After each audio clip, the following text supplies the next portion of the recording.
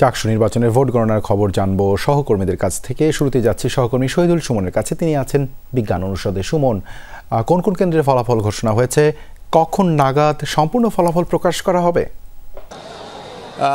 আমি বিজ্ঞান অনুষদে নয়, আমি এই মুহূর্তে রয়েছি ডক্টর মোহাম্মদ ইউনুস ভবন অর্থাৎ সমাজ বিজ্ঞান অনুষদে। এখানে 4টি হলের ভোট গণনা হচ্ছে। ইতিমধ্যেই 4টি হলের যে গণনা কার্যক্রম সেটি প্রাথমিকভাবে শেষ হয়েছে। এখন চেনা স্বাদের ঘ্রাণে হাসি মুখ সবখানে মুস্কান। যে গণনাটি হবে অর্থাৎ অ্যানালাইসিস যে ভোট গণনাটি করেছে সেটি বিশ্লেষণ করবে আইটি সেল বিশ্ববিদ্যালয়ে।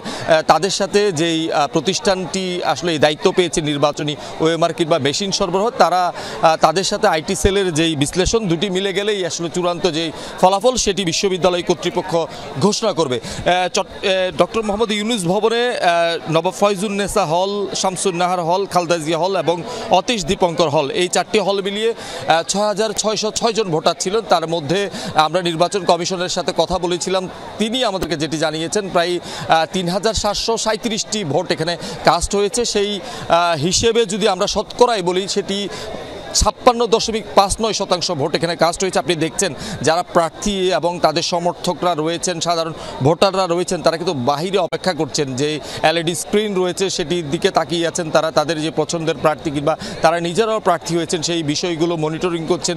ভেতরে যে নির্বাচন কমিশন কিংবা যারা এখানে রিটার্নিং কর্মকর্তা রয়েছেন, ভোট গ্রহণ কর্মকর্তা, তারা ভেতরে যে ফলাফলটি বিশ্লেষণ কিংবা গণনা করছেন সেটি এখান থেকে বাহির থেকে যারা ভোটাররা রয়েছেন, প্রার্থীরা রয়েছেন, তারা সেটি দেখছেন। এভাবেই কিন্তু 5টি কেন্দ্রের বাহিরে যেমন এলইডি স্ক্রিন রয়েছে, তেমনি কিন্তু যেখানে গণনা হচ্ছে সেখানে যারা প্রার্থীরা রয়েছেন, তাদের পলিং এজেন্টরা সেখানে রয়েছেন, তাদের উপস্থিতিতেই আসলে এই যে কার্যক্রম সেটি সম্পন্ন হচ্ছে। বিশ্ববিদ্যালয় প্রশাসন আমাদেরকে যেটি জানিয়েছে, 2টি ধাপে মূলত এই যে ফলাফল সেটি দেওয়া হবে। একটি হচ্ছে যে মূলত যারা ভোট দিয়েছেন সেই ব্যালট বক্স থেকে যেই ব্যালট পেপারগুলো রয়েছে সেগুলো প্রথমে যে বাণিজ্যিক প্রতিষ্ঠানটি রয়েছে তারা বিশ্লেষণ করবেন এবং তারা বিশ্লেষণের যে ফলাফলটি পাবে এরপরে কিন্তু আইটি সেল বিশ্ববিদ্যালয় তারাও আসলে এটি বিশ্লেষণ করবে। 2টি বিশ্লেষণ যখন একই রকম হবে কিংবা কাছাকাছি হবে তখনই আসলে মূল যে চূড়ান্ত সিদ্ধান্তে সেটি নির্বাচন কমিশন আসবে। পরবর্তীতে